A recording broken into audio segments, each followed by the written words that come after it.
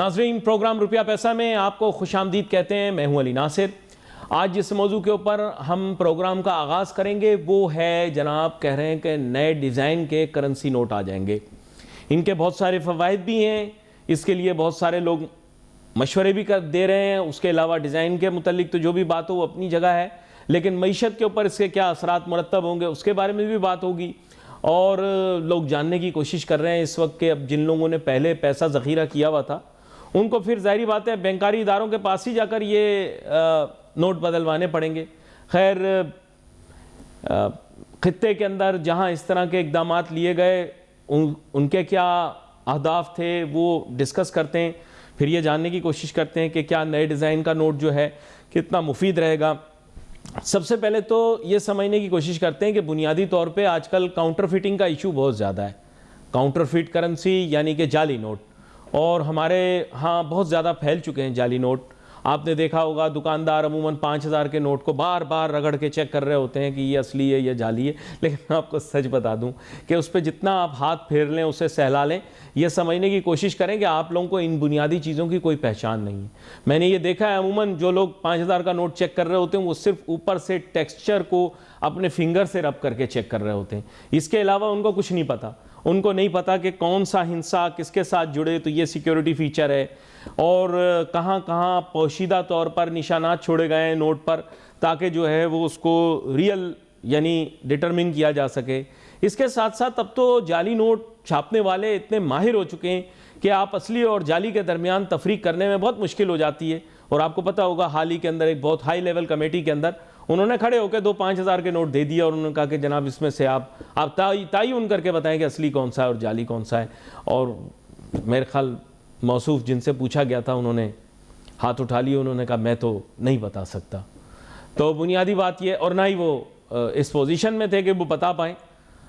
بنیادی بات یہی ہے کہ یہ بھی ایک وجہ بنی جس وجہ سے نوٹ کا ڈیزائن چینج کرنے کے متعلق فیصلے ہو رہے ہیں۔ اس کے علاوہ بہت سارے لوگوں نے اپنے پاس کیش ذخیرہ کر کے بھی رکھا ہوا ہے، کیونکہ ہماری کیش بیس کرنسی ہے، اس کو بدلوانے کے لیے اب ظاہری بات ہے بینک میں یا تو پیسے جمع کروانے پڑیں گے، یا ان کو اتنے بڑے پیمانے پر سرکولیشن میں لایا جائے تو وہ پھر اپنے پاس سے نکال کے مارکیٹ میں سرکولیشن میں دینے پڑیں گے۔ کوئی نہ کوئی طریقہ تو اپنانا پڑے گا نا، اس کے علاوہ تو بہت مشکل ہو جائے گی۔ تو ایک وجہ یہ بھی ہے کہ بھی کالے دھن کا جو ہے وہ سامنے آ جانا اور پھر کالے دھن کی پکڑ ہونا، تو یہ بھی اس کے اندر ایک ویلڈ ایک آپ سمجھیں کہ فلسفی موجود ہے، اور دوسرے ممالک کے اندر بھی انہوں نے یہ استعمال کیا ہے، لیکن اس میں ڈینومینیشن کی کوئی خاص بات نہیں ہوئی۔ جیسے لوگ عموماً مثال دیتے ہیں کہ جیسے ایک ملک تھا وہاں پہ 500,000 کے نوٹ انہوں نے بند کروا دیے یا 2000 کا نوٹ بند کر دیا، تو اب اس کی وجہ سے کیا ہوا کہ لوگوں کو جا کر ڈینومینیشن چینج کروانی پڑی، اس میں پھر وہ ایکسپوز ہو گئے، ہے نا۔ تو اب اس میں یہ سلسلہ آپ کے ہاں ہے بھی یا نہیں۔ پھر کچھ ممالک ایسے ہیں جو اپنی کرنسیز کا ایک زیرو گرا رہے ہیں، 2 زیرو گرا رہے ہیں، 3 زیرو گرا رہے ہیں، اور کچھ ایسے ممالک ہیں جو تو شاید ان کو 6 زیرو گرانے پڑ جائیں۔ کچھ لوگ ایسا فیل کرتے ہیں کہ پاکستان کی کرنسی کے اندر بھی کچھ زیرو کم ہونے چاہیے، لیکن میرے خیال سے یہ زیر غور یا زیر بحث نہیں ہے۔ اول یہ کہ اس طرح کے اقدام سے پاکستان میں مہنگائی کافی حد تک قابو میں آ جائے گی، لیکن ایسے اقدامات جن سے مہنگائی قابو میں آ جائیں، لوگوں کے لیے آسانیاں پیدا ہوں، وہ آسانی سے پاس نہیں ہوتے۔ جو اس طرح کے سطحی اقدامات ہوتے ہیں یہ جلدی پاس ہو جاتے ہیں۔ دیکھیں، میں نے آپ لوگوں کی اصلاح کرنا چھوڑ دی ہے، یہ ٹائم کا ضیاع ہے۔ اپنا ٹائم انسان خود ضائع کرے۔ پاکستان میں پتے اور عقل کی بات کرنے کے معنی یہ ہیں کہ اپنے سر کے اوپر انسان اٹھا کر ڈنڈا مار لے، کیونکہ معیشت کا تو ان کو کچھ پتہ نہیں۔ ہماری پوری قوم کو، میں نے حیثل قوم نہیں پتہ، میں تو خیر تعلیم و تدریس کے شعبے سے تعلق رکھتا ہوں، اس کا ایک طالب علم ہوں، تو میں نے تو یہی دیکھا ہے کہ اساتذہ ہوں یا شاگرد پتہ کسی کو کچھ بھی نہیں ہے۔ کتابی باتیں سب کر لیتے ہیں، کتابی باتیں تو ہم بھی کر سکتے ہیں۔ اب تو آرٹیفیشل انٹیلیجنس آ گئی، اس سے جتنی مرضی کتابی باتیں کروانی ہیں کروا لو۔ مذاق کے علاوہ آپ کو بتا رہا ہوں، مصنوعی ذہانت یعنی آرٹیفیشل انٹیلیجنس کے آ جانے کے بعد اب آپ اپنی اکنامکس کی نالج کو کہاں یوز کرو گے؟ آپ نیٹ پہ چلے جاؤ، سب سے پہلے جاب جائے گی معیشت دانوں کی، معاشی تجزیہ کاروں کی، معاشیات کے جو پڑھانے والے استاد ہیں ان کی، کیونکہ آپ نے اس کو میتھمیٹکس کی نظر کر دیا، اور میتھ میں تو بھائی 1+1 2، 2+2 4 ہوتا ہے، سمپل سی چیز ہے، مشین کو سکھانا بہت آسان ہے۔ تو خیر، نئے نوٹوں کی تو ایک لمبی داستان ہے، اب ان کا ڈیزائن کیا بدلے گا اس کے بارے میں بھی بہت قیاس ہوگی. کس کی تصویر یا فوٹو آئے, ظاہری بات ہے ہماری خواہش تو یہی ہوگی کہ جناب محمد علی جناح صاحب بانی پاکستان, ان کی اس پر تصویر ہوگی. نشان باقی تمام نوٹوں پر انہی کی تصویر ہوتی ہے. اور کرنسی نوٹوں کے اوپر کبھی کبھار کیا ہے کہ جو تاریخی طور پر اہم جگہیں ہیں پاکستان کی, ان کی تصاویر شائع کی جاتی ہیں, تاریخی مقامات ہوں. مین میڈ بھی بہت سارے ایسے ہیں کہ جو جن کی تصاویر آتی ہیں, چاہے مینار پاکستان ہو یا پھر اس کے علاوہ آپ کو پتہ ہوگا مختلف, ایک بارڈر پوسٹ ہے ہماری اس کا آتا ہے, کچھ زیارت جہاں ظاہری بات ہے کچھ وقت کے لیے جناب قائد اعظم صاحب بانی پاکستان وہاں پر رہے, اس کی بھی تصویر آ جاتی ہے. اس طرح کی تصاویر ہیں. پھر اور بھی بہت ساری ایسے نئے لینڈ مارکس بنے ہیں, ان کو بھی اس بارے میں لیا جا سکتا ہے. But I am not really privy to the fact کہ ان کے ڈیزائنز کیا ہیں. میں ابھی صبح آیا تو شعبہ تحقیق نے بھی کافی کام کیا ہے اس بارے میں. قیاس تو ہے, دیکھیں اب پکی بات تو ابھی سامنے آئے گی آفیشیل ذرائع سے, پھر اس کے بعد ہم ڈیزائن وغیرہ دیکھ پائیں گے. لیکن اس سے کوئی خاص فرق نہیں پڑے گا کیونکہ دنیا تو ڈیجیٹائزیشن کی طرف جا رہی ہے, اور ویسے بھی ہم تو پیپر لیس کرنسی لیس اکانومی کی طرف موو کرنا چاہ رہے ہیں. یہ تو صرف جو کیش بیسڈ اکانومی ہے, اور لوگوں کا کہنا یہ ہے کہ پاکستان کی اکانومی کا ایک بہت بڑا حصہ کیش بیسڈ ہے, وہاں پر یہ زیادہ اس کی اہمیت ہوگی. عام تنخواہ دار طبقے کے پاس تو جیب میں پیسے ہی نہیں ہوتے. کیوں, صحیح بول رہا ہوں غلط بول رہا ہوں؟ ہے وسیم بھائی, ذرا جیب میں ہاتھ مارو. نہیں ہے, بس ہمارے ہاں تو یار چھوٹے نوٹ چلتے ہیں, 5,000 والا تو کبھی ہاتھ آ جائے تو آ جائے. ہاں اللہ تعالیٰ قسمت اچھی کرے. لیکن یہ ہے کہ دولت تو اور پیسہ تو ویسے بھی اس کے متعلق بڑی عجیب چیزیں کہی جاتی ہیں. خیر anyway, to cut the long story short, ایم یہ ہے کہ آپ کرنسی نوٹس کو تو اور ان کے ڈیزائن کو تو چینج کر دیں گے, ان سے حاصل ہونے والے اغراض و مقاصد کیا ان کو پورا کر پائیں گے, یہ بڑا اہم ہے. اگر ہم صرف ایک ایکسرسائز کے طور پر ڈیزائن چینج کرتے ہیں تو ڈیزائن تو پہلے بھی چینج ہوا تھا, آپ کو یاد ہوگا. پہلے نوٹ تھوڑا بڑا ہوتا تھا, آپ نے دیکھا ہوگا, تھوڑا چوڑا نوٹ ہوتا تھا, اسی نوٹ کو تھوڑا چھوٹا کر دیا. پہلے جو تھے یہی نوٹ یہی کلرز سے, بس 5,000 کا میرے خیال نوٹ نہیں ہوتا تھا, 1,000 کا تو تھا پہلے بھی, یہی رنگت تھی. نہیں غلط بول رہا ہوں, صحیح بول رہا ہوں میں, دیکھ پہلے بھی یہی تھا میرے خیال. وہ نوٹوں کا سائز تھوڑا ڈفرنٹ تھا بس. یہ پھر 20 کا نوٹ آیا, 20 کے نوٹ کی ویریشن آئی جو مجھے یاد پڑتا ہے. سکے تو اب نہ ہونے کے برابر ہیں, اور ویسے بھی سکوں کی اب پاکستان میں اہمیت بھی کیا رہی. میرے بچپن میں تو یہ 4 آنے کا سکہ بھی ہوتا تھا, جو 25 پیسے اسے کہتے تھے. 4 آنے کا سکہ بھی ہوتا تھا, یہ بھی ہم چلاتے تھے, استعمال میں آتا تھا, اس سے چیزیں لیتے تھے ہم. اور میں تو خیر ینگ آدمی ہوں, میرے سے تو پہلے جو بہت بزرگ لوگ ہوں گے انہوں نے اس سے بھی کم لیے ہوں گے. مجھے تو یاد ہے 5 پیسے کا بھی ایک سکہ تھا, مجھے یاد ہے 5 پیسے کا ایک سکہ ہوتا تھا. اس 5 پیسے کے سکے کو ہم لے کر جاتے تھے اور ریلوے کی پٹری کے اوپر ہم رکھ دیتے تھے, پھر ٹرین اس پہ سے گزرتی تھی, وہ چپاتی جیسا بڑا ہو جاتا تھا. یار کیسی کیسی چیزیں کی ہیں ہم نے اس ملک کے اندر, یقین کریں کیسے ہم لوگوں کے شوق ہوتے تھے. ہاں اب تو آپ دیکھیں, کوئی بچے کو اگر آپ عید پہ 50 کا نوٹ دے دیں, خوبصورت سا جہاز بنا کے کھڑکی سے باہر اڑا کے پھینکتا ہے, کہتا ہے 50 کے نوٹ کی کیا اہمیت ہے. سو از دا سچویشن. دیکھتے ہیں اس سے انفلیشن کنٹرول میں آتی ہے, کالا دھن کنٹرول میں آتا ہے. ان اقدامات کی وجہ سے کیا پاکستان کی منی سپلائی کسی طرح سے امپیکٹ ہوتی ہے. لیکن یہ سب ہم باتیں کریں گے آگے چل کے پروگرام کے اندر. میں نے انٹروڈکشن کے اندر آپ کو بتایا نئے نوٹ اور ان کے پرسپیکٹیو, جو ایک ذہن میں ایک شاید حکومت کے تاثر ہو اور اس کے اغراض و مقاصد کیا ہیں, ان کے متعلق تھوڑی سی بات کی. وزیر خزانہ کا بھی ایک بیان آیا ہے اور اس پر بھی تھوڑی سی بات کرنا چاہوں گا. مجھے اب جوائن کر رہے ہیں ملک کے معروف معیشت دان جناب ڈاکٹر شاہد حسن صدیقی صاحب. کسی تعارف کے محتاج نہیں, ویلکم کرتا ہوں سر آپ کو ڈاکٹر شاہد حسن صدیقی صاحب. بہت شکریہ جناب. ڈاکٹر شاہد حسن صدیقی صاحب, حالیہ ادوار کے اندر میں چاہوں گا بہت سارے بیانات ادھر ادھر آئے, اور ظاہری بات ہے فائنینس منسٹر صاحب بھی, ہم بھی کافی پروگراموں میں ان کا ذکر کر رہے ہیں, اور لوگوں نے بھی ان کے متعلق بات کرنا شروع کی ہے. اور ظاہری بات ہے اگلے بجٹ کے اندر ان کی کارکردگی اور ان کے KPIs کو بھی دیکھا جائے گا, تو وہ بھی اپنی لمیٹیشنز, اپنے ایشوز اور پرابلمز کو جو ہے کوشش کر رہے ہیں کہ ہائی لائٹ کریں, اور جو ایک ود ان جسے آپ کہہ سکتے ہیں کہ ود ان سرٹن باؤنڈز وہ کام کر رہے ہیں, وہ اب وہ بھی واضح کر کے کچھ چیزیں بتا رہے ہیں. اس سلسلے میں چاہوں گا آپ بھی اپنا تجزیہ پیش کریں ان کے حالیہ بیان کے متعلق. بہت شکریہ آپ کا. یہ بات یہ کہ میں سمجھتا ہوں کہ میں نے ان کے بیان کو بہت غور سے دیکھا ہے. مجھے تو ایسا لگتا ہے کہ انہوں نے دانستہ ایک سوچی سمجھی حکمت عملی کے تحت جو معیشت کی عام ترین خرابیاں ہیں، جو معیشت میں تباہ کاریاں ہیں، ان کا ذکر نہیں کیا. یہ کوئی معمولی بات نہیں ہے. اور کیوں نہیں کیا؟ اس کی وجہ یہ ہے کہ جو خرابیاں ہیں جن کا وہ ذکر نہیں کر رہے، ان کو ٹھیک کرنے کے لیے کچھ بنیادی اصلاحات کی ضرورت ہے، ٹیکسوں کے ضمن میں، توانائی کے ضمن میں، اور خود بینکاری کے شعبے کے ضمن میں. اور اگر وہ اصلاحات کرتے ہیں تو اس سے ان کے اشرافیہ کے جو ناجائز مفادات ہیں وہ متاثر ہوتے ہیں. تو وہ بات کرنے کے لیے تیار ہی نہیں ہے. اس کا مطلب یہ ہے کہ یہ فیصلہ ہو چکا ہے کہ کوئی ایسا قدم نہیں اٹھائیں گے جس سے کہ معیشت میں بہتری تو آئے مگر اشرافیہ کے مفادات متاثر ہوں، وہ نہیں کریں گے. تو یہ ایک تو یہ بات ہو گیا. دوسرے میں سمجھتا ہوں کہ انہوں نے جو خرابیوں کا ذکر کیا ہے، اس کا ایک جواز پیدا کیا ہے کہ قومی اثاثوں کو تیزی سے بیچ دیا جائے، کیونکہ وہ ان کے کارکردگی کو برا کہہ رہے ہیں. تو وہ قومی اثاثوں کو تیزی سے بیچنے کا جواز پیدا کیا ہے. حالانکہ یہ حقیقت ہے کہ پاکستان کی معیشت میں جو تباہ کاری ہیں اس میں نجکاری کا بہت بڑا دخل ہے.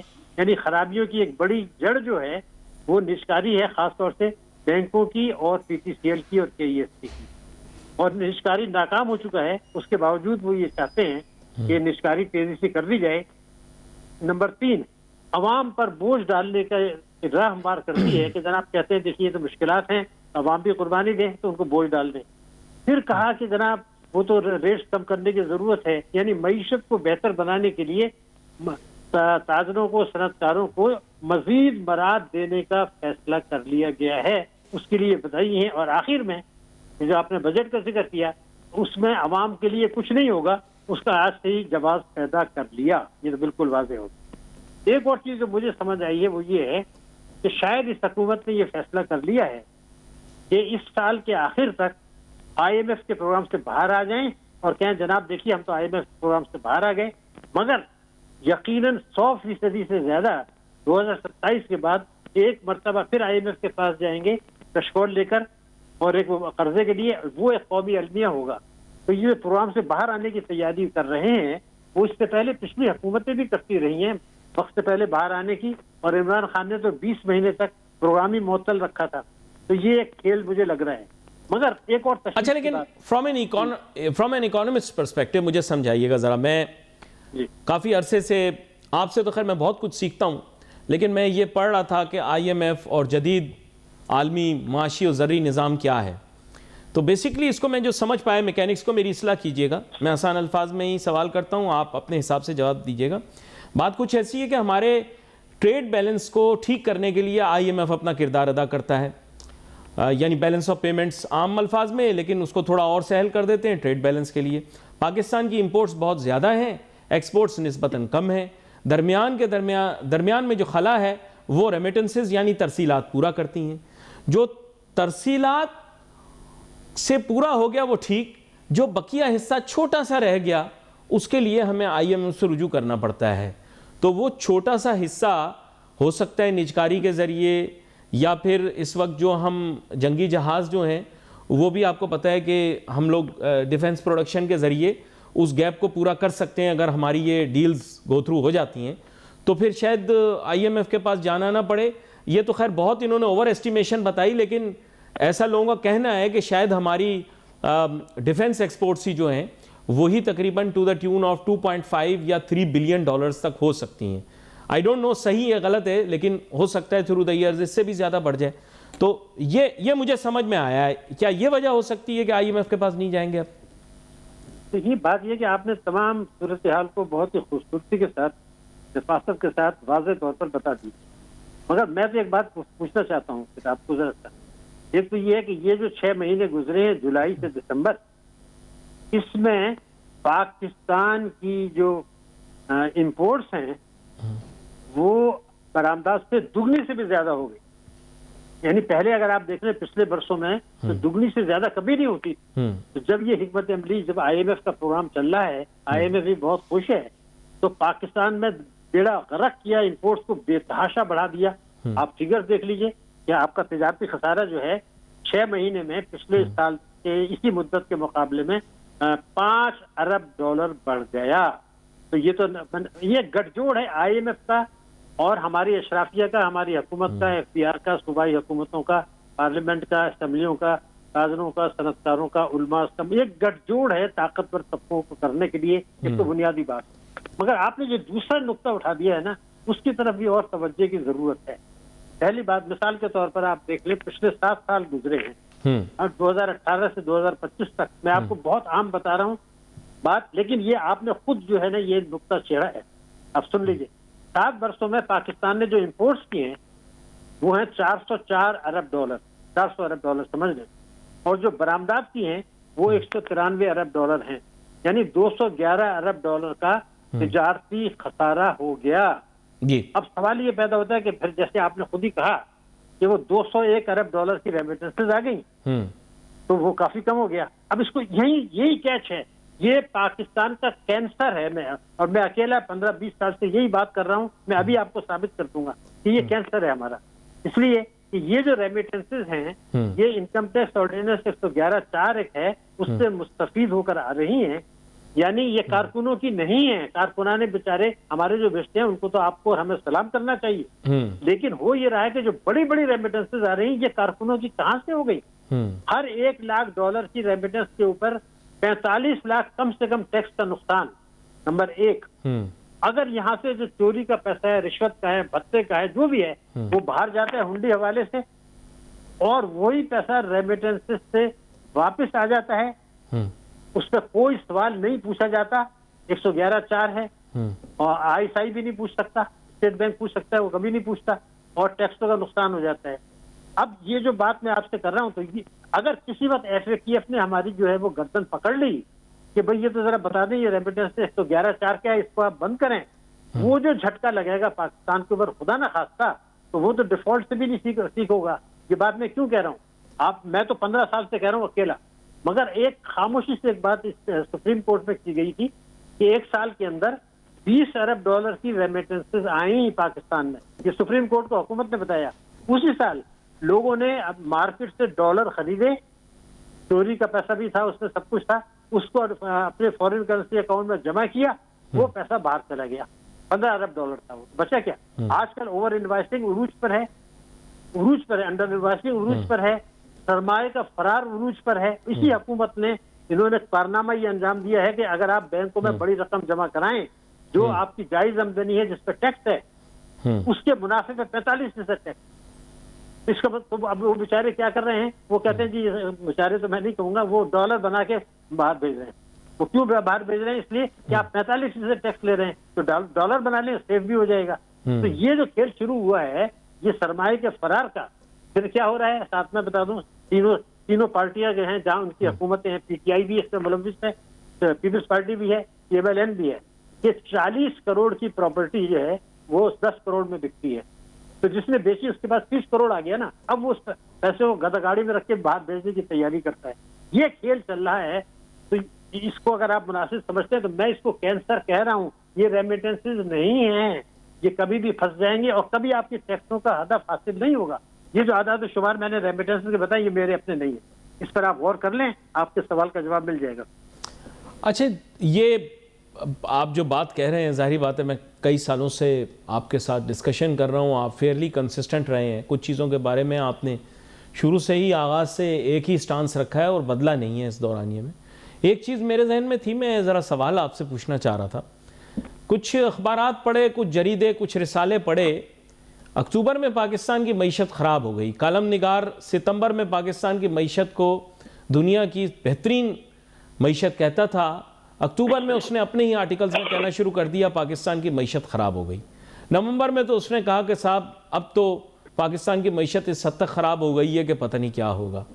اور ستمبر میں ٹھیک تھی, انہی کے کالموں میں, آرٹیکلز میں, اخباروں میں, انہی کے نام سے چھپنے والے جو آرٹیکلز تھے ان میں یہ لکھا ہوا تھا. پھر دسمبر میں ایک دم کرشمہ کوئی ہوا اور معیشت دوبارہ سے ٹھیک ہو گئی. اب کالموں میں دوبارہ سے آنا شروع ہو گیا کہ معیشت بالکل ٹھیک ہے, اشاریہ بالکل ٹھیک ہے. اور یہ ایک نہیں, بہت سے کالم نگار, خود ساختہ معیشت دان, خود ساختہ انٹلیکچوئلز, یہ سب نے کیا. اور اب جنوری کے اندر تو معیشت بہت زیادہ ان کو آگے روشن امکانات دکھ رہے ہیں کہ سب چیزیں ٹھیک ہو جائیں گی. میں آپ سے یہ جاننا چاہتا ہوں کہ کیا صرف پاکستان کی معیشت اکتوبر اور نومبر میں خراب ہوئی تھی؟ ستمبر میں بالکل ٹھیک تھی, دسمبر میں بھی بالکل ٹھیک ہو گئی. ان 2 مہینوں میں کیا ہوا؟ ایسا کوئی خاص کوئی واقعہ تھا یا کچھ کام ہونا تھا جس کی وجہ سے معیشت خراب ہو گئی تھی اور ان کو محسوس ہوا کہ پاکستان کی معیشت کو بدنام کیا جائے؟ کو آپ نے بھی انگریزی اخبار پڑھے ہوں گے, اردو کے بھی پڑھے ہوں گے, ایسی کیا وجہ ہو سکتی؟ جی علی ناصر صاحب, آج آپ بہت گہرائی میں اتر کے مشکل باتیں کر رہے ہیں. وقت مختصر ہوتا ہے تو بڑا مشکل ہے. وقت بہت مختصر ہے لیکن میرے ذہن میں سوال تھا. ہاں نہیں, یہ بہت گہری بات آپ نے کی ہے. میں ایک بات آپ سے پوچھ لوں. دیکھیے, مئی 2024 میں آپ چلے جائیے, آپ نے کروڑوں لوگ جن کے کوئی 20,000 ارب سے زیادہ بینکوں میں پڑے ہوئے تھے ڈپازٹ, ان کو 20.5% منافع ملا تھا. 20.5%. دسمبر 25 میں آپ کو پتا کتنا ملا ہے؟ 9%. آدھا بینکوں کا منافع بڑھ گیا. قانون کہتا ہے کہ آپ منافع میں شریک کریں. بینکنگ کمپنیز آرڈیننس ایک سازش کے تحت اسٹیٹ بینک نے بینکوں نے مل کے یہ کھیل کیا. اور اگر آپ جولائی 23 میں چلے جائیں, اس وقت بھی 20.5 تھا. ان 2.5 برسوں میں کئی ہزار ارب روپیہ سودی بینکوں نے اور اسلامی بینکوں نے کھاتے داروں کے خالیے ناجائز طریقے سے اپنا منافع بڑھا لیا. دوسرے اسٹیٹ بینک بھی کود پڑا.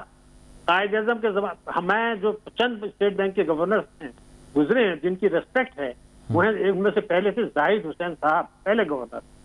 انہوں قائد اعظم بیٹھے ہیں, اسٹیٹ بینک کا افتتاح ہو رہا ہے, وہ قائد اعظم کو ایڈریس کر رہے ہیں. کون قائد اعظم؟ جو صرف ہیڈ آف اسٹیٹ نہیں تھے بلکہ فاؤنڈر تھے. ان کو کہتے ہیں جناب کوئی ہماری مانیٹری پالیسی میں انٹرفیئر نہ کرے, اور ہمارا کام منافع کمانا نہیں ہے. اب اسٹیٹ بینک نے 2500 ارب کا منافع کما کے دے دیا اور مانیٹری پالیسی میں بھی انٹرفیئرنس کر رہے ہیں. اب اسٹیٹ بینک بھی اس میں شریک ہو گیا اس مافیا کے اندر. آپ یہ دیکھیے نا, تو یہ جو کھیل ہو رہا ہے, کبھی کہتے ہیں ملک کو ڈیفالٹ کیا, کبھی کہتے ہیں جی ڈیفالٹ ہو رہا ہے. ہمارے صدر سے لے کے وزیر دفاع تک نے کہہ دیا ہم تو دیوالیہ ملک میں رہ رہے ہیں, حالانکہ ہم کبھی ملک تو دیوالیہ ہوا ہی نہیں کرتے. تو یہ ایک کھیل ہوتا ہے. آئی ایم ایف نے ایک کھیل شروع کیا ہے 1988 میں. معیشت کو استحکام دیں, پہلے معیشت کو سست کریں اور بعد میں گروتھ ہوگی تو دیکھا جائے گا. اچھا, لیکن اگر میں ابھی آپ کے سامنے دیکھیں, میں آپ کے سامنے کچھ فیگرز نمبر چلیں ایک رف آؤٹ لے رکھ دیتا ہوں. لیٹ سے اگر پاکستان کا ٹریڈ آؤٹ لے مفروضے کی بنیاد پر کہتے ہیں, یعنی امپورٹ ایکسپورٹ دونوں ملا کر ایک اور ریمیٹنس وغیرہ ملا کر 120 ارب ڈالر بن جاتا ہے. رف بال پارک فگر, ہو سکتا ہے میں غلط ہوں, میری اصلاح کر دیجئے گا اگر میں غلط ہوں تو.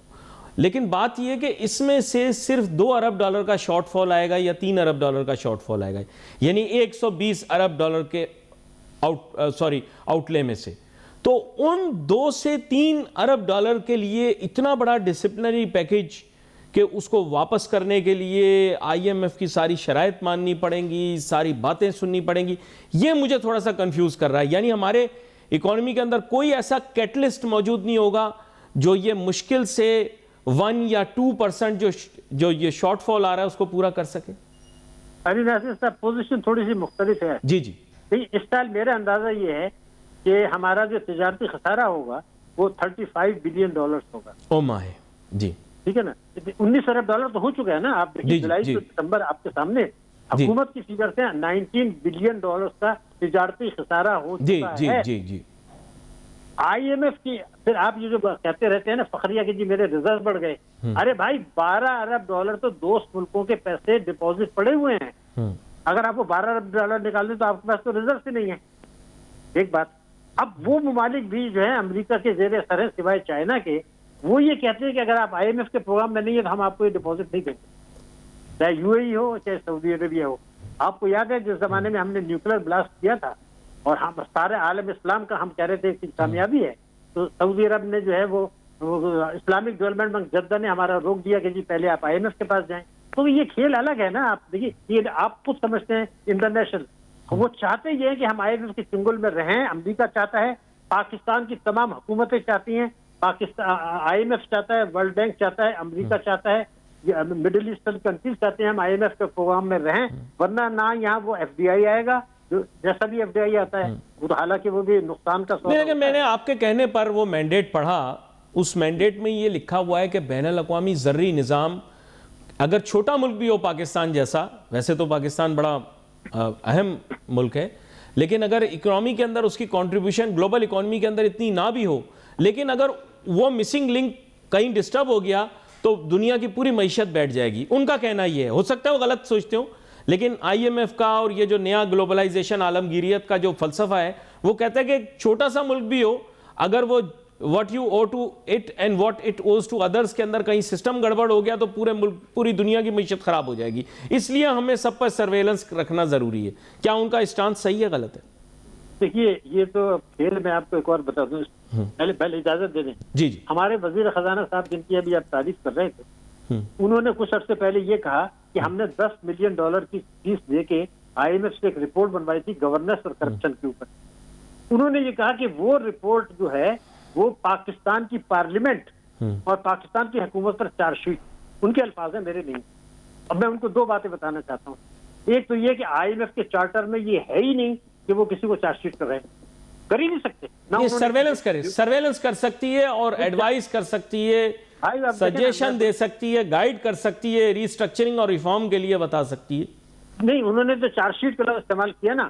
تو جب انہوں نے یہ کہا کہ پارلیمنٹ کی حکومت کی چارج شیٹ ہے تو ایف ڈی آئی کا بیڑا غرق کر دیا اور پارلیمنٹ کا استحقاق مجروح ہو گیا. وہ نہ مانے مگر ہم تو کہہ رہے ہیں ان کا استحقاق مجروح ہو گیا. مجھے اس رپورٹ میں کون سی بات بتا دیں جس میں چارج شیٹ ہے؟ تو اب آپ تو خود یہ باتیں کرتے ہیں نا کہ آئی ایم ایف کا کھیل جو چل رہا ہے یہ چاہتے ہیں یہ اس کے اندر رہیں. اب آپ نے جو عالمی نقطہ اٹھایا وہ بھی میں آپ کو بتا دوں. دیکھیے پاکستان کوئی چھوٹا ملک نہیں ہے، آبادی کے لحاظ سے 5واں بڑا ملک ہے. ایک بہت بڑی پاکستان کی جو قوت ہے وہ قوت آپ کی یہ ہے کہ ہماری سرحدیں چین سے ملتی ہیں جو آگے دنیا کی دوسری بڑی معیشت ہے. ہماری سرحدیں افغانستان سے ملتی ہیں جہاں سے جو ہے جو وسط ایشیائی ریاستیں ہیں وہ وہاں سے ان کو وہ ہے. ہماری سرحدیں ایران سے ملتی ہیں جو تیل کی پیدا کرنے والا ایک طاقتور ملک ہے. تو یہ جو سرحدیں آپ کی ملتی ہیں، پھر آپ کے بلوچستان میں $4,000 ارب سے زیادہ منرلز موجود ہیں. میں ایک جملہ کہہ دوں، اگر ہماری حکومتیں پچھلی دہائیوں میں ان منرل سے فائدہ اٹھاتے تو آج پاکستان میں خوشحالی عرب ممالک سے زیادہ ہوتی. تو ہماری جو اہمیت ہے نیوکلیر پاور کے علاوہ ہماری اسٹریٹجک لوشن، ہمارے ریزروز ہیں یہ جو معدنیات کے ہیں. میں یقین سے کہتا ہوں کہ ہمارے آج حالت یو اے ای اور سعودی عرب سے بہتر ہوتی ہمارے عوام کی. یہ ایک سازش ہو رہی ہے اشرافیہ کی طرف سے، ملکی اشرافیہ، بیرونی اشرافیہ. یہ پاکستان کوئی چھوٹا ملک نہیں ہے، نیوکلیر پاور ہے. تو جب ہمارے حکمران یہ کہتے ہیں جی ہم تو ایک دیوالیہ ملک میں رہ رہے ہیں، ان کو تو یہ بھی پتہ نہیں کہ ملک دیوالیہ ہوا نہیں کرتے ہیں. اور پاکستان ڈیفالٹ نہیں کیا کرتا، نہ کرے گا. پاکستان کبھی ڈیفالٹ کرے گا کب؟ جب حکومت پاکستان خود چاہے گی کہ وہ ڈیفالٹ کرے. ٹھیک ہے نا. تو یہ تو اپنے آپ کو انڈر اسٹیمیٹ کر کے یہ جو کھیل چل رہا ہے، کبھی چارج شیٹ کی بات کرتے ہیں، کبھی دیوالیہ ملک کی بات کرتے ہیں. نہ آپ میں کہنا چاہتا ہوں کہ اب آپ دیکھ لیجیے، خود دیکھیے کہ پچھلے 2.5-3 سال میں آپ کی گروتھ ریٹ جو ہے وہ 2.8% آپ کے سامنے ہے. ہماری بھارت کی جو ہے وہ 7 سے 8% ہے. لیکن پچھلے 2.5 برسوں میں ہمارا جو اسٹاک ایکسچینج ہے وہ 6,300 ارب سے 19,600 پہ چلا گیا. یعنی 13,000 ارب روپیہ کما لیا 2.5 برسوں میں. جبکہ معیشت کی شرح گری، غربت بڑھی ہے، بے روزگاری بڑھی ہے، غریب اور امیر کا فرق بڑھا ہے، 26 ملین بچے اسکول نہیں جا رہے.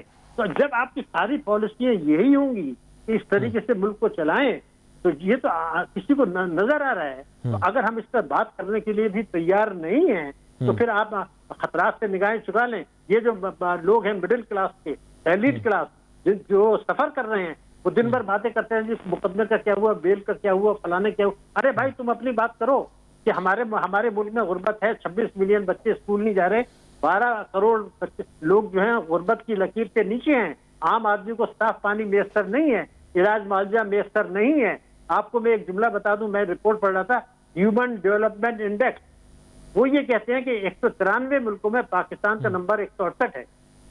25 ملک ہم سے خراب ہیں، باقی پوری دنیا ہم سے بہتر ہے. آپ کو پتہ ہے 25 ملک کون سے ہیں؟ 24 ملک ہیں، سب سہارا افریقہ کے جنوبی علاقے اور ایک افغانستان. اس کے علاوہ پوری دنیا سے نیچے ہیں. کون؟ اتنا بڑا ملک جو کئی ہزار ارب کے ریزرو لیے بیٹھا ہے، منرلز کے زمین زرخیز ہے، کسان مزدور ہیں، نیوکلیر پاور ہے، سب کچھ ہے.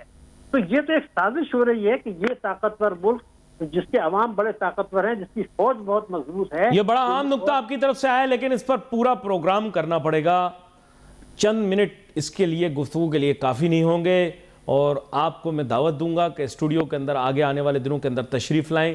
یہ نقطہ جو اب آپ نے چھیڑ دیا، اب اس پر بات ہونا بہت زیادہ ضروری ہے. اب ہمیں جوائن کر رہے ہیں جناب احمد چنائے صاحب، جو کسی تعارف کے محتاج نہیں ہیں، چاہے موضوع معیشت، معاشرت یا سیاست ہو، تینوں چیزوں کے اندر بہت زیادہ انٹرسٹ بھی لیتے ہیں. آج میں ان سے بات کروں گا مختلف موضوعات پر، لیکن جو مین ٹاپک ہے اس پر میں آج ضرور ان سے بات کرنا چاہوں گا کہ ایسی قیاس بھی ہو رہی ہے، خبروں میں بھی آ رہا ہے کہ نوٹوں کے نئے ڈیزائن آئیں گے، اور جو کرنسی نوٹ کے نئے ڈیزائن آئیں گے اس سے کچھ اغراض و مقاصد حاصل کرنے ہیں. ایک تو کاؤنٹر فٹنگ ہے وہ بند ہو، کیونکہ ابھی جو نوٹ سرکولیشن میں ان کی بہت زیادہ کاؤنٹر فٹنگ ہو چکی ہے اور جعلی نوٹ بہت زیادہ مارکیٹ میں آ چکے ہیں. دوسرا یہ کہ کالا دھن لوگوں نے چھپا کے رکھا ہوا ہے، وہ پھر ان کو لانا پڑے گا سامنے نوٹ بدلوانے کے لیے. لیکن اگر آہستہ آہستہ یہ کام کریں گے لوگوں کو بتا کے، تو پھر کوئی نہ کوئی مسئلے کا حل نکل آئے گا، تو پھر وہ اغراض و مقاصد حاصل ہوں گے یا نہیں. اور تیسرا ظاہری بات ہے منی سپلائی والا، کیونکہ بہت سارے ممالک کیا کر رہے ہیں کہ ایک آدھ صفر گرا رہے ہیں یا ہٹا رہے ہیں کرنسی میں سے، لیکن یہ ہمارے ہاں زیر بحث ہے ہی نہیں. تو اس کو اتنا نہیں چھوئیں گے، پہلے دو موضوعات کو چھوئیں گے. پہلے ویلکم کرتا ہوں آپ کو احمد چنائے صاحب. جی السلام علیکم. وعلیکم السلام. اب احمد چنائے صاحب، میں بنیادی نقطہ آپ کے سامنے رکھتا ہوں. یہ مجھے پتہ نہیں تجویز ہے یا حقیقی ہے یا قیاس ہے، لیکن بات یہ خبروں میں آ رہا ہے کہ نئے کرنسی نوٹوں کے ڈیزائن آ رہے ہیں. پریوی تو میں بھی ہوں، سن رہا ہوں باتیں کافی عرصے سے. یہ خوشائن چیز ہے، لیکن اس کے بارے میں آپ کا تجزیہ ہونا ضروری ہے. جی دیکھیں، جو آپ نے بات کہی خوشائن ہے تو خوشائن بالکل ہے، اور اس سے جو پرانے نوٹ کالا دھن سب پڑا ہوا ہے وہ انفیکٹو ہو جاتا ہے. اور جب تک اس کو آپ نظام پہ نہیں لاتے یا اس کو آپ بینکوں میں جمع نہیں کرواتے، اور ظاہر ہے پڑے پڑے وہ ایکسپائرڈ ہو جائیں گے اور پرانے نوٹ جو ہے وہ چلیں گے نہیں.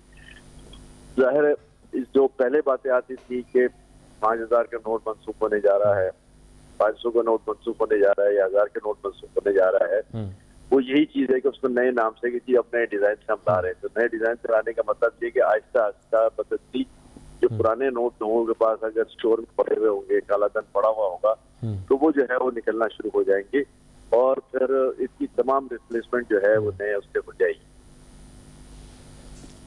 آپ کو میری آواز آ رہی؟ جی معذرت. جی بالکل آ رہی. جی اچھا، میں اس میں ایک جو نقطہ آپ کے سامنے رکھنا چاہوں گا وہ تو کاؤنٹر فٹنگ کا ہے. کاؤنٹر فٹنگ بہت زیادہ ہو گئی ہے، اور کاؤنٹر فٹ اتنا زیادہ ہو گیا کہ آپ دیکھ رہے ہوں گے کہ اب کافی دکانوں کے اوپر 5000 روپے کا لون، بلکہ بینک سے بھی لوگ بولتے ہیں کہ بھی 5000 کا نوٹ نہیں دو، 1000 یا 500 کا دے دو، کیونکہ لوگوں کے ذہن میں ایسا تاثر آ گیا ہے کہ اس کی کاؤنٹر فٹنگ زیادہ ہو رہی ہے.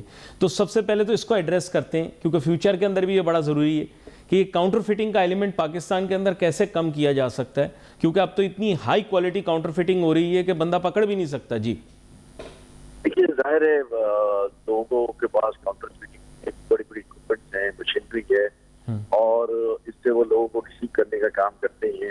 اسٹیٹ بینک کو اس میں بڑے میجرز لینے چاہیے. نوٹس میں جو بھی نئے ڈیزائن کے نوٹس آ رہے ہیں فیچرنگ اتنی بہتر ہونی چاہیے کہ اس پہ اس کے کاؤنٹر فٹ جو ہے وہ ممکن نہ ہو. اور جو پرانے نوٹ بھی ہیں جن کی کاؤنٹر فٹنگ ہو رہی ہے، اس کو بھی جو ہے وہ جو ہمارے سیکورٹی فیچرز ہیں، سیفٹی فیچرز ہیں، ان کو جو ہے وہ سختی سے امپلیمنٹ کرنے کی ضرورت ہے کہ بینک جو ہیں اس میں احتیاط کریں. جو ہمارے لوکل ڈیلرز ہیں جہاں کیش کیا جاتا ہے، وہ بھی جو ہے وہ اس میں اس بات کا خیال کریں، مشینیں وہاں لگائیں اپنے پاس، تاکہ اس کو زیادہ سے زیادہ ڈسکریج کیا جا سکے. اچھا، ایک چیز اور بھی ہے کہ آپ کے ساتھ میں ڈسکس بھی کرنا چاہ رہا تھا، بلکہ آپ کو پتا ہوا ابھی بھی حال میں بھی ورلڈ لبرٹی فائنینشیل کی ٹیم پاکستان تشریف لائی تھی، اور اب ریمیٹنسز کے لیے کچھ اسی طرح کی بات ہو رہی ہے کہ USD1 شاید استعمال ہو مستقبل کے اندر. لیکن ایک ایم یہ بھی ہوگا کہ شاید کوئی اگر ڈیجیٹل پلیٹ فارم بنا لیا جائے، جیسے یہ راست ہے، لیکن اس میں بھی ظاہری بات ہے ہم ایک بیلنس سے چل رہے ہیں. کوئی طریقہ کار ایسا وضع ہو جائے کہ لوگ ڈیجیٹل میں کام کریں لیکن بڑی آزادی سے کریں، انونیمٹی بھی برقرار رہے، پریویسی بھی برقرار رہے، اور سیکیورٹی فیچرز بھی رہیں، لیکن کوئی جو ہے خلاف قانون بھی کوئی کام نہ ہو. اس طرح کی کوئی چیز بنائی جا سکتی ہے، کیونکہ بہت سارے لوگ پریویسی کی وجہ سے ڈیجیٹل کی طرف نہیں آ رہے. دیکھیے اس میں 3-4 چیزیں ہیں. ہم USDT کی بات کرتے ہیں، جو دنیا بھر میں USDT چل رہا ہے، ساتھ میں بٹ کوائن چل رہا ہے. بٹ کوائن پہ آلریڈی ہمارے پاس جو قانون ہے وہ بن رہے ہیں. میں سمجھتا ہوں بہت جلدی کہیں نہ کہیں ہم اس میں بریک تھرو کر دیں گے. جو ہم ڈیجیٹلائز کرنے کی بات کر رہے ہیں اس میں سب سے اہم بات یہ ہے کہ جو انسٹنٹ پیمنٹ ہے جہاں دنیا بھر میں لوگ صرف موبائل کے ذریعے پیمنٹیں کرتے ہیں, اب انہیں کریڈٹ کارڈ کی بھی ضرورت نہیں ہے اور موبائل کے ذریعے جو ہے وہ ٹرانسفر کر دیتے ہیں. میرا خیال ہے کہ وہ اس کو ایک پوری طرح امپلیمنٹیشن ہونا چاہیے. آج بھی ایزی پیسہ کے ذریعے میں نے دکانداروں کے پاس دیکھا ہے کہ کوئی چیز خریدتا ہے تو وہیں ایزی پیسہ کے ذریعے اس کو وہ ٹرانسفر کرتا ہے, موبائل پہ دکھاتا ہے اور وہ اس کو مال دے دیتا ہے. تو اب اس کو جو ہے وہ میں یہ سمجھتا ہوں کہ جس طرح دنیا بھر میں پیمنٹ کا نظام ہے جو موبائل فون کے ذریعے وہیں کے وہیں پیمنٹ جاتی ہے, یہ الیکٹرانکلی پیمنٹ ہے جو ڈاکومنٹڈ بھی ہو جاتی ہے اور اس میں پھر لوگوں کے جو بھی وسائل ہیں وہ سامنے بھی آ جاتے ہیں. تو اب یہ دور جو ہے وہ آہستہ آہستہ اس کا ہوتا جا رہا ہے. آپ دیکھیں کہ کل اگر ہماری ڈاکومنٹ اکنامی جو ہے وہ 10-20% ڈاکومنٹڈ تھی تو آج الحمدللہ 40% کے اوپر ہم ڈاکومنٹڈ ہیں. جی تو چیزیں جو ہے وہ بہتری کی طرف جا رہی ہیں اور یہ جو ٹیکنیکس ہیں یہ ٹولز ہیں جو دنیا بھر میں استعمال ہو رہے ہیں ڈیجیٹلائز کرنے کے, وہ ہمیں بھی استعمال کرنے پڑیں گے. یہاں پر ایک چیز جو اور بھی میرے ذہن میں ہے وہ یہ کہ کالے دھن والا جو معاملہ ہے وہ تو تبھی سالو ہوتا ہے اگر یہ بغیر تاریخ بتائے ایک دن اچانک اسے لاگو کر دیں. جیسے کہ ہمارے خطے میں ایک اور ملک کے اندر بھی اسی طرح ہوا کہ اوور نائٹ انہوں نے ڈیسیژن لے لیا تو اگلے دن لوگ پریشان ہو گئے. انہوں نے ایک ٹائم فریم دیا اور اس ٹائم فریم کے اندر لوگوں کو پیسے جمع کروانے پڑ گئے. جس کے پاس کالا دھن تھا وہ پھر یا تو نظام کے ذریعہ آئے یا پھر یہ کہ اس کے مطلب اس کا آؤٹ کم اس کے لیے فیوریبل نہیں ہوا. تو یہ تو بتا کے کریں گے, بہت زیادہ ٹائم گیپ دیں گے تو پھر کوئی نہ کوئی سولوشن تو کالا دھن والے بھی نکال لیں گے. دیکھیے میں یہ سمجھتا ہوں کہ پاکستان کی اکنامی جو ہے اس بات کی متحمل نہیں ہو سکتی کہ ہم جن چیزوں کو راتوں رات ختم کرنے کی بات کریں. ہم بتدریج جو ہیں وہ جیسے ہم نئے ڈیزائن کے لانے کی ہم بات کر رہے ہیں تو ظاہر ہے وقت کے ساتھ ساتھ پرانے ڈیزائن ختم ہو جائیں گے اور جو آلریڈی ڈاکومنٹیشن کی طرف ایک بڑا قدم ہوگا. پھر ہم پیمنٹ پر ریسٹرکشن کر دیں کہ کیش کے بجائے ڈیجیٹلائز پیمنٹ جو ہے وہ سب جگہ پہ ہونی چاہیے میکسیمم. اگر ہم ان چیزوں کو امپلیمنٹیشن کرنے میں کامیاب ہو گئے تو میں سمجھتا ہوں کہ پھر جہاں ہم 40% کی آج بات کر رہے ہیں وہاں پہلے ہم 50 کی بات کریں گے, بتدریج 70-80 پہ پہنچ جائیں گے. اور اگر کسی بھی اکنامی میں 70-80% وائٹ اکنامی چل رہی ہوتی ہے تو پھر یہ بہت بڑی بات نہیں ہوتی کہ 10-20% جو ہے وہ بلیک اکنامی ہے جو ہر جگہ دنیا میں چلتی ہے اور لوگ اس کے کوئی نہ کوئی طریقے نکال لیتے ہیں. تو میں سمجھتا ہوں کہ ہماری ایک جو اکنامی کی پوزیشن ہے جو گو کے مستحکم ہے, لیکن ابھی ہم اس خطرناک صورتحال جو ہے اس میں بھی نہیں ہے. لیکن ہم یہ چاہتے ہیں کہ ابھی اور مزید کنسلٹیشن ہو تو اس کے لیے یہ قدم فوری جو ہے کہ پرانے نوٹ کینسل کرنے کا اور نئے نوٹ بازی کرنے کا, یہ میرا خیال ہے کہ اکنامی کے لیے ڈسٹرکٹیو ثابت ہوگا اور اس ڈسٹرکشن کو ہم ابھی متحمل نہیں ہو سکتے. یہ بڑا اہم نقطہ آپ کی طرف سے آ گیا آپ کا. میں اور بھی ایک جو آپ کی توجہ اس طرف لانا چاہوں گا وہ ہے جناب شٹاک ایکسچینج کی طرف. پچھلی دفعہ آپ سے بات ہوئی, آپ ڈائریکٹر بھی پی ایس ایکس کے, اور اس حساب سے یہ ذمہ داری ایک بنتی ہے کہ ایس ای سی پی کے بھی آپ کو پتا ہوگا سدھو صاحب آئے ہیں نئے, پہلے بھی جو پچھلے چیئرمین ایس ای سی پی گئے انہوں نے شاید اسٹاک ایکسچینج کی طرف دیکھا ہی نہیں. ہمارے پچھلے تو چیئرمین ایس ای سی پی اتنے پیارے رہے, آپ لوگوں نے اسٹاک میں سیاہ کیا سفید کیا, انہوں نے کبھی آ کے پوچھا بھی نہیں. مجھے ایسے لگتا ہے جیسے سدھو صاحب کے مینڈیٹ کے اندر یہ چیز موجود ہوگی کہ آپ لوگوں کو بالکل انہوں نے نگاہ میں رکھنا ہے, کیونکہ ان کو بھی اس بات کا علم ہے کہ اسٹاک والے خوب مزے کر رہے ہیں اور ان کے اوپر کوئی اوور سائٹ نہیں ہے. میرا یہ خیال ہے. اب آپ کی کیا سوچ ہے, آپ بتائیں. دیکھیں جہاں تک اوور سائٹ کا تعلق ہے میں سمجھتا ہوں کہ اگر پاکستان کسی شعبے میں اوور سائٹ ہو, کسی شعبے کو 100% ڈاکومنٹیشن ہو, کسی شعبے میں رسک کا فیکٹر جو ہے وہ منیمائز ہو تو وہ پاکستان اسٹاک ایکسچینج ہی ہے. سدھو صاحب آئے ہیں, ہم کو ویلکم کرتے ہیں, امید کرتے ہیں کہ اسٹاک ایکسچینج کے بارے میں نئی پالیسیز اچھی اور بہتر لائیں گے. اور میں سمجھتا ہوں کہ اسٹاک ایکسچینج کی مزید بہتری کے لیے کارپوریٹ ورلڈ کے کلچر کو مزید پھیلانے کے لیے کمپنیز کی لسٹنگ میں اور باقی سارے جو عوامل ہیں جس پہ ہمیں پروفیشنل ٹچ نظر آئے وہ ضرور انشاءاللہ لے کر آئیں گے. وی وش ہم آل دی سکسیس لیکن وہ کمپٹیشن کمیشن سے آ رہے ہیں, ان کا کام لوگوں پہ نظر رکھنا ہے. اور آپ کو پتہ ہے پچھلے chairman S C C B کے اوپر بہت بڑا یہ تھا کہ ان کے خود بھی انہوں نے معذرت کے ساتھ کہیں اور کوئی توجہ تھی ان کی, اور کام کی طرف میرے خیال ایسا لوگ کہتے ہیں, میں بھی غلط ہو. اور سٹاک ایکسچینج کا تو دیکھو آپ چڑھاتے چلے گئے, اس نے روکا تک نہیں, جدھر تک آپ لے گئے. میں اس پہ تبصرہ نہیں کرتا, اور یہ حکومت کا کام ہے جج کرنا. اور ہم جو ہے وہ یہ کہتے ہیں کہ جو نئے چیئرمین صاحب آئے ہیں ان کو ویلکم بھی کرتے ہیں, ان کے ساتھ پورے مکمل تعاون کی بھی بات کرتے ہیں, اور امید کرتے ہیں کہ ان کی اصلاحات جو ہیں وہ اسٹاک مارکیٹ کی بہتری کے لیے, کارپوریٹ ورلڈ کی بہتری کے لیے, لسٹڈ کمپنی کی بہتری کے لیے بہت مددگار ثابت ہوں گے انشاءاللہ. اچھا, یہ جو مارکیٹ میں اب لوگ خبریں دے رہے ہیں کہ جی مارکیٹ کے اندر ہوشیار ہو جائیں, یہ ہو جائیں, یہ تو ہمیشہ کی خبر ہوتی ہے, اس میں کوئی نئی بات تھوڑی ہے کہ جی مارکیٹ میں ہوشیار ہو کے چلیں.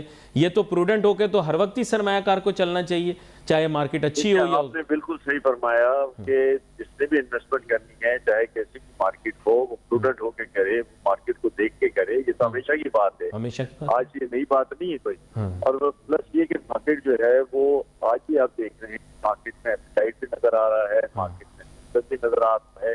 اور یہ جو لے بیچ ہے جس میں کہیں مارکیٹ اترتی ہے, چڑھتی ہے, یہ ایک نیچرل عمل ہے. کہیں پروفٹ ہوتی ہے, نیا انویسٹمنٹ بھی آتا ہے, اور کہیں جو ہے وہ نئی لسٹنگ کی وجہ سے مارکیٹ میں کیپٹل موبلائزیشن بھی بہتر ہو جاتا ہے. بڑا اہم نقطہ ہے آپ کی طرف سے آ گیا ہے. آپ کا احمد چرائے صاحب بہت شکریہ, آپ شو میں ہمارے ساتھ شامل ہوئے. بڑے اہم نکات کے اوپر ناظرین آج بات ہوئی ہے. نئے نوٹوں کے متعلق بھی, نئے نوٹوں کا ڈیزائن جو آ رہا ہے اس کے بارے میں بھی ہم نے بات کر لی. معیشت کے متعلق بھی کافی مفصل گفتگو ہوئی. بات یہی ہے کہ پاکستان کی معیشت کو ٹھیک کرنے کے لیے سطحی اقدامات کی اب ضرورت نہیں. اب اقدامات اس نوعیت کے ہونے چاہیے کہ معیشت کے مسائل جلد اس میں حل ہو جائے. ایک تو ڈیفنس ایکسپورٹس کا ہمارا بڑا اچھا اپورچونٹی نکلی ہے, بہت سارے لوگ اس بارے میں بات کر رہے ہیں. کل بیٹھ کے میں نے اس کا تخمینہ لگایا تھا. Maybe it won't be a very large number, but of course it will be a big number enough to cover for some of the deficit جو ٹریڈ ڈیفیسٹ اکر کر رہا ہے. تو میرے خیال سے یہ ایک اچھی پاکستان کی اکانومی کے لیے ایک اچھی چیز ہوگی. اس کو بہت زیادہ اوور اسٹیٹ بھی نہیں کرتے, لیکن ظاہری بات ہے اس کے اچھے امپیکٹس ہوں گے پاکستان کی اکانومی پہ, اس پہ بات ہونی چاہیے. New currency notes and design, دیکھیں وہ بات صحیح ہے, اوور نائٹ تو خیر لوگوں کو بہت دشواری اور تکلیف ہوگی, اور ہمارے موروثی حالات دوسرے ممالک کے موروثی حالات سے فرق ہیں. ہمارے ہاں حکمران طبقہ اور بااثر طبقہ جو ہے وہ اتنے زیادہ انفلوئنس رکھتا ہے کہ وہ اوور نائٹ کبھی ویسے بھی نہیں ہو پائے گا. اور کاروباری طبقے کی بھی ہمارے کچھ اسی طرح کے معاملات ہیں کہ ایسی چیز کبھی بھی نہیں ہوگی. اور زیادہ تکلیف اور دشواری آپ کو پتہ ہے اس میں غریبوں کو اور عام لوگوں کو ہوگی, تو ظاہری بات ہے ان کو تو پرابلم میں ویسے نہیں ڈال سکتے. الیکشن بھی کروانے ہی ہیں, آج نہیں تو کل ہوں گے, اور مطلب یہ کہ جب بھی آگے والے ہوں گے تو پھر وہ سیاسی مقبولیت بھی متاثر ہوتی ہے ایسے اقدامات سے. تو یہ دیکھنا پڑے گا کہ کس طرح سے اس کو مینیج کر کے آگے لے کر چلتے ہیں. اور اس کے اندر زیادہ اہمیت یہ ہے کہ ابھی جو کاؤنٹر فٹ نوٹ چل رہے ہیں وہ ختم ہو, کیونکہ ابھی جعلی نوٹ بہت زیادہ ہیں. وہ بھی راز کسی دن آپ کے ساتھ ڈسکس کریں گے. لیکن پاکستان میں ہر بات کو کرنے سے پہلے میں بہت زیادہ سوچتا ہوں, کیونکہ ہر بات کو کرنے سے پہلے یہ سوچنا پڑتا ہے کہ کہاں پہ کس کا مفاد جو ہے متاثر ہوگا. تو اس لیے میں کبھی کبھار بہت احتیاط سے بات کرتا ہوں. اول چیزیں تو مجھے بہت ساری پتہ ہیں, اسی لیے آپ کو پتہ ہے میں کچھ بھی بول دوں تو وہ مارکیٹ میں چل جاتا ہے. اور کچھ لوگ ساری زندگی شور مچاتے رہیں, کوئی انہیں جانتا پہچانتا نہیں, لیکن میرے منہ سے غلطی سے بھی کچھ نکل جائے تو میں مشہور. تو یہ کیا کریں, اس میں تو میں کچھ چینج نہیں کر سکتا.